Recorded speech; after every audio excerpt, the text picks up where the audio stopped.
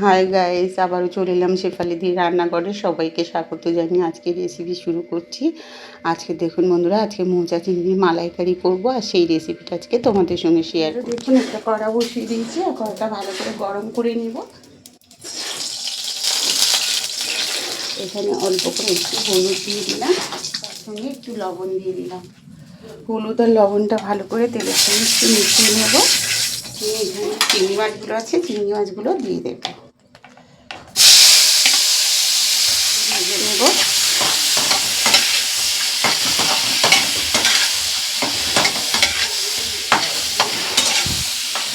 চিংড়ি মাছগুলোকে উল্টে পাল্টে মিনিট 10 ধরে ভেজে নেব।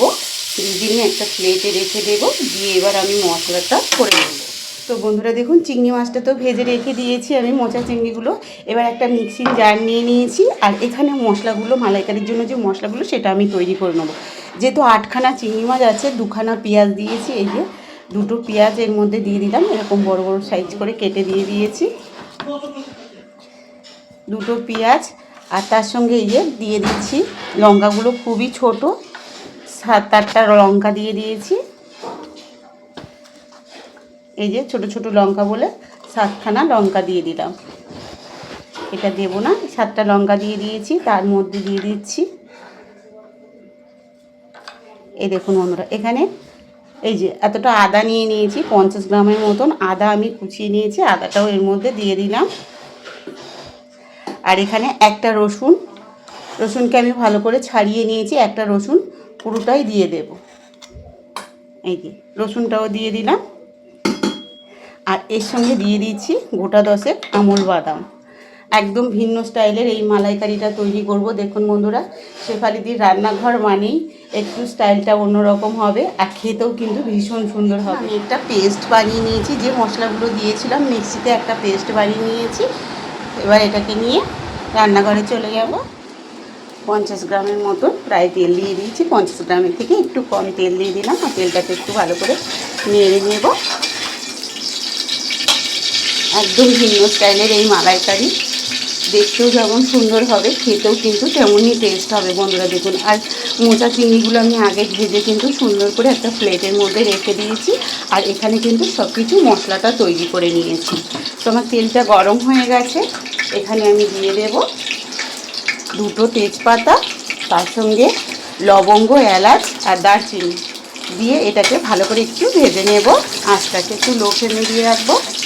তার সঙ্গে কালারের জন্য দিয়ে দিচ্ছি অল্প করে একটু হলুদ। লবণ আর হলুদটা দিয়ে তেলটাকে ভালো করে গরম করে নিচ্ছি। আর এখানে তো ফোড়নটা আগেই দেখিয়ে দিয়েছি বন্ধুরা আপনাদেরকে। আর এখানে কিন্তু লবণটা তেলের ওপর দিলে কিন্তু আর ছিটকাবে না গায়ে, দিয়ে ফোড়ন দিলে যে গায়ে তেলটা ছিটকে আসে সেটা কিন্তু হবে না। দেখুন, এখানে আমি অল্প করে একটু কাশ্মীরি গুঁড়ো লঙ্কা দিয়ে দিচ্ছি কালারের জন্য, জাস্ট দিয়ে দিলাম। অল্প একটুই দিয়েছি, যেহেতু আমি এখানে কাঁচা লঙ্কা দিয়েছি, তার জন্য কিন্তু বেশি লঙ্কাটা ব্যবহার করিনি। আর এখানে যে মশলাটা আছে, মশলাটা পুরোটাই আমি এর মধ্যে দিয়ে দেবো তেলের মধ্যে।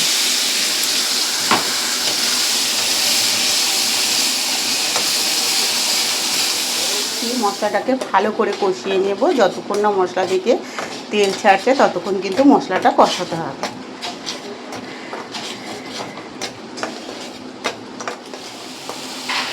সব কিছু মশলাটার মধ্যে দিয়ে আমি কষিয়ে নিচ্ছি মশলাটা ভালো করে। তো দেখুন বন্ধুরা, মশলাটা কিন্তু অনেকটাই আমার কষানো হয়ে গেছে।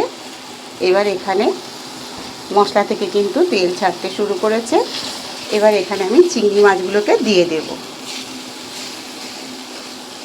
ভেজে রাখা মোচা চিংড়িগুলো এর ভেতরে দিয়ে কষিয়ে নিতে হবে। এখানে যে মোচা চিংড়িগুলো আমি ভেজে রেখেছিলাম, মোচা চিংড়িগুলো এক এক করে দিয়ে দেব।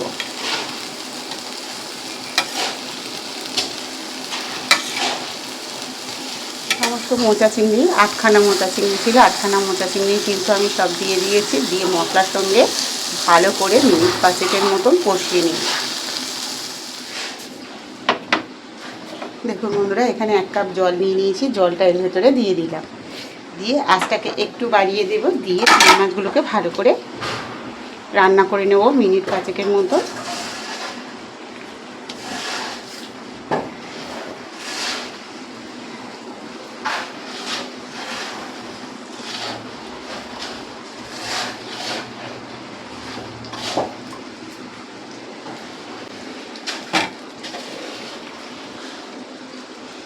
দেখুন বন্ধুরা 1 কাপ জল দিয়ে দিয়েছি, দিয়ে মশলাটাকে ভালো করে কষিয়ে নিচ্ছি।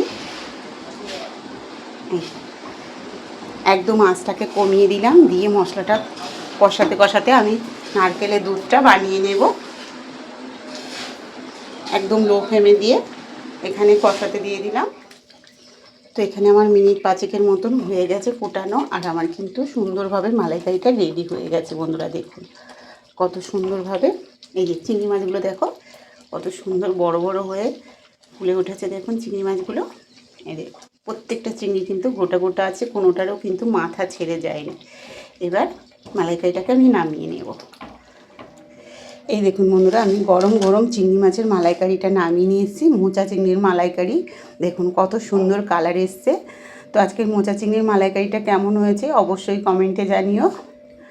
আর রেসিপিটা ভালো লাগলে শেফালিদি রান্নাঘর চ্যানেলটাকে সাবস্ক্রাইব করে পাশে থেকো। ফেসবুক থেকে দেখলে একটা ফলো করে দিও।